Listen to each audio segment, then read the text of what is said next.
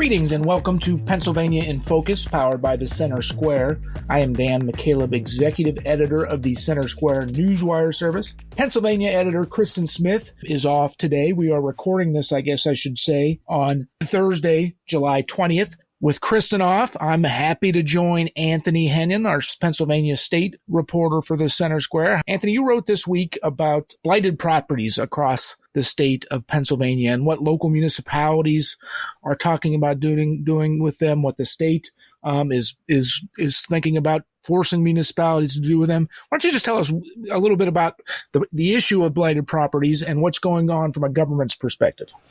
Yeah, so there's a lot to unpack here, I suppose. Blighted properties, you see this in rural Pennsylvania, in urban Pennsylvania, and suburban Pennsylvania. But essentially, these are properties that are generally, there's a number of structural issues with them. They tend to drag down the property values of neighbors. Some of these are just abandoned. Others, it may be an older relative was living in one of them, and then they pass away, and the family may not even know that they then own this property. There's a lot of different things, a lot of different issues here.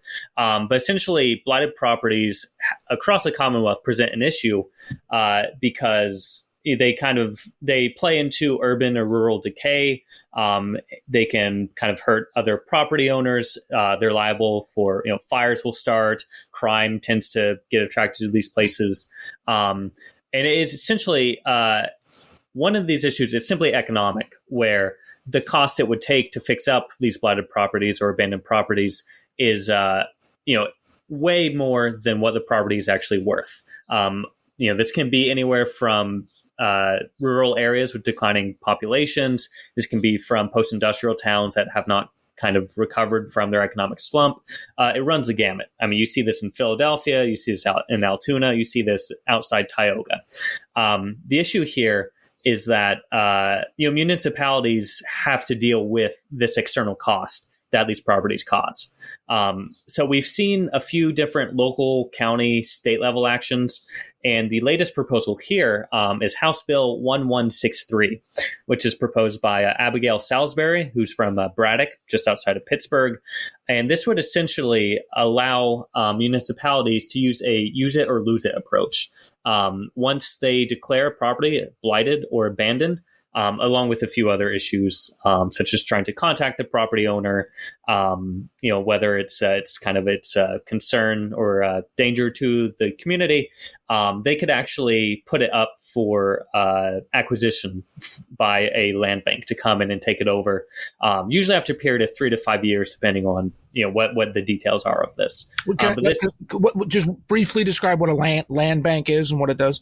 Yeah, so basically land banks are created, I believe in Pennsylvania, usually only on the county level, if I'm remembering this correctly. But essentially they can come in and they can buy, low value properties either off of a municipality, or they can claim these blighted, abandoned properties or foreclosed property and essentially redevelop them.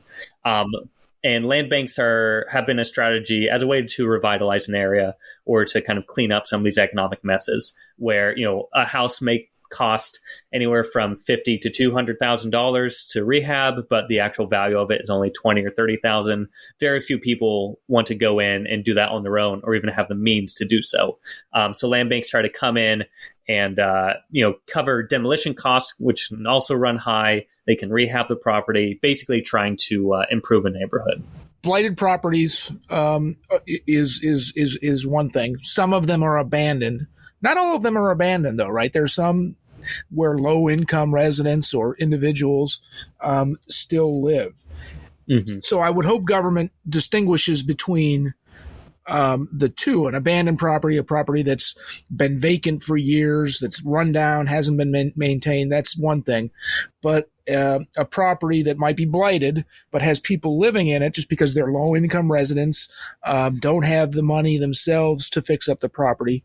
I would hope government would treat the two situations differently. What do you say about that, or in your reporting? Yeah, so generally when you're looking at the intent of this bill, there's an appeal process built in. There's a long process of making that blighted property available to a land bank in the first place, essentially kind of to avoid a situation like that. because when you're looking at these structures, it varies by city or township. Some of these can have a notable, significant portion of people still living in them. The idea here is more so dealing with kind of these bad actors who may have some out-of-state owner who is tax delinquent for 3 years, ignoring the city or municipalities' demand to clean this up. This is a hazard to other people. This will not be a quick or easy process, but this kind of gives counties the option of doing this if they're kind of running out of other options. You see in other places where a lot of places don't necessarily have code inspectors who can go to these properties and declare them blighted or condemned.